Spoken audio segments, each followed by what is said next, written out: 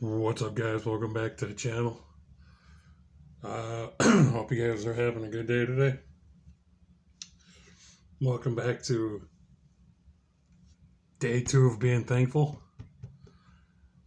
Day 2 is thankful for having large hands for certain reasons. So if you guys are still working on that one-handed shuffle, I did find out in the comments that it might be better off. People with smaller hands can do it. The one-handed shuffle might be a little bit harder. I don't know. What I can say to that is try a bridge deck, or try less, like half a standard deck. At first, split up the standard deck in half, and then just try one-handed shuffling half of it first, and then work up to the whole deck. But I'm pretty sure you can do it. Today's video will be a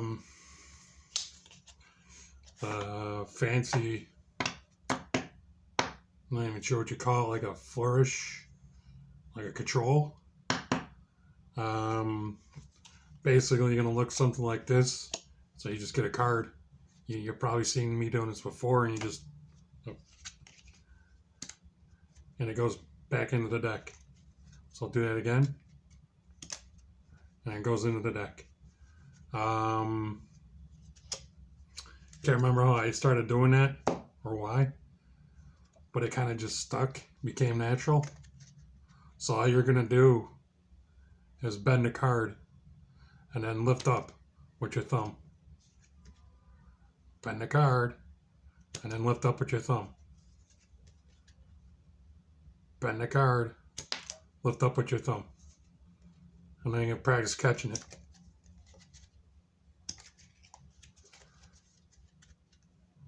Right? And then you're going to practice catching it into something.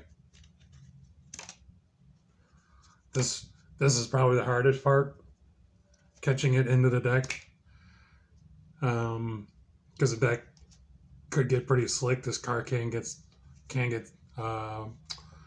slide around, or if you just don't catch it at all, that'll happen. And then the number one advantage to this, we'll say that Jack of Spades is the spectator's card.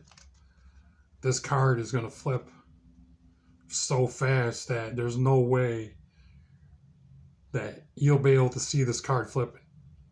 And if you do it right, it'll actually get into the deck without you seeing it. That's how fast it happens.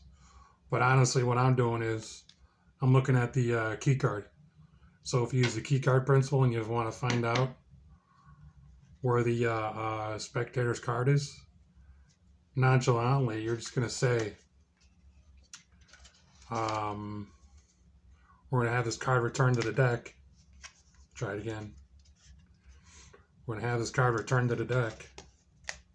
We'll assume that it went in there. And all you're doing is looking at that card behind it. We'll try it again. So the card is, spectator's card is a 10 of clubs. Nonchalantly, got it turned back into the deck. And I was looking at that card the whole time. So then you can go into whatever you want to do.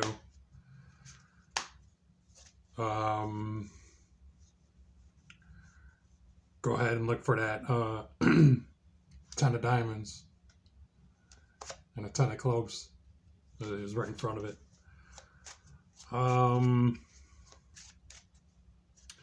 So to recap, you bend the card and you're just letting go with your thumb. Bend the card, let go with your thumb. Like right now, I'm not even looking at my hands.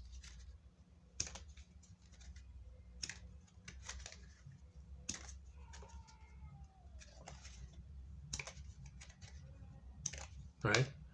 And then you're going to look I think I'm just going to practice catching it into something. Bend the card, let it go. Bend the card, let it go with your thumb. Bend the card, oops. Bend the card, let it go. It's going to happen pretty quick. And then learn to catch it into something. Oops. Somehow. There we go. I would say dropping your hand well below this hand, right, will make a difference. Keeping it at the same level is going to be hard. But if you drop it down below the level of this hand,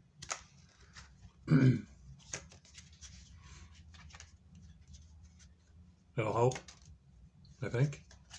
I hope. And then another thing you can do, even working with a double lift, right? So we got 2 cards here. Even that'll work.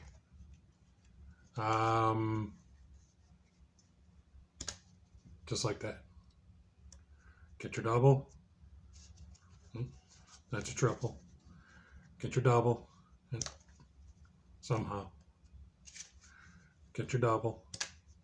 There you go.